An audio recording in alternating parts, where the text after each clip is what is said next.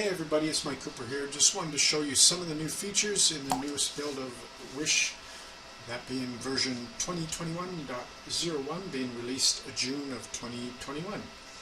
First off, I want to talk about the way we changed our version numbering. You can see here in the bottom, our new method of version numbering begins with the year that we release it, in this case 2021, and the next set of numbers, in this case .01, is a sequence in the year. So this would be the first release that we did in the year 2021.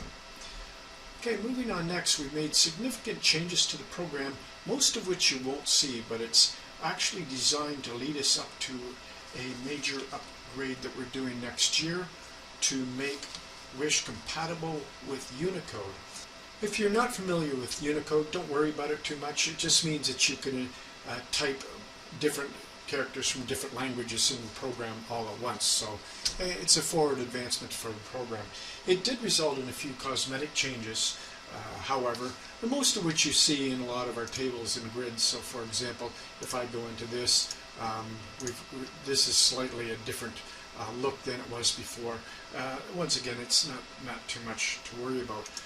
One of the things that did come out of it though, and I just want to make everybody aware of how to handle this, is some of the lookup lists also changed. So for example, if you're in a lookup list like the crisis calls, when you are looking up a crisis call, in the past you could grab this thumb on the side, and if you dragged it all the way to the bottom, it would go immediately to the very last record.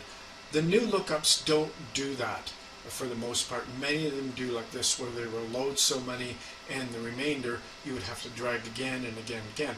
Not so bad, but if it's a longer list, it might take you a while. So here's the easier way to do it. And this is actually a Windows standard key combination. So if you're in a list, if you hold down the Control key on your keyboard and hit End, it will take you immediately to the last record. The same is actually true. Again, it's another Windows hack if you want, but Control key and Home takes you all the way to the top. So just remember that. They'll probably come in handy on more software than just Wish. But Control N to the end, Control Home right to the home position or the top row. Okay, so that's those things and that I wanted to point out to you. The last thing that I wanted to talk about that we made as an enhancement, and I just thought I'd throw it in to the end of this video, is the way you can turn off automatic screen positioning and sizing. So when you open up screens, so for example I've got this one opened up, and you notice it's positioned up here at the upper left, and it fills out the entirety of my screen here height-wise. If I were to open up the client workbook, it positions itself automatically over top. You see if I drag it out of the way, that column walk-ins is there. And anything that I open automatically opens up to that position and to that size.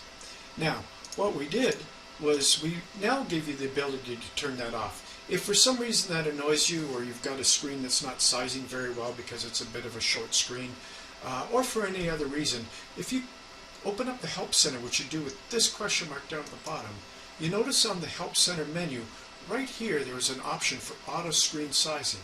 Each time you open up Wish, that will be turned on by default, but you can turn it off by unchecking that.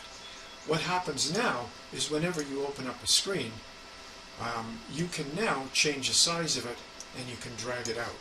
And it will remember that for the next time. So for example, if I want to put these two things side by side here, or up and down, you'll see that I can do that and that they no longer overlap each other.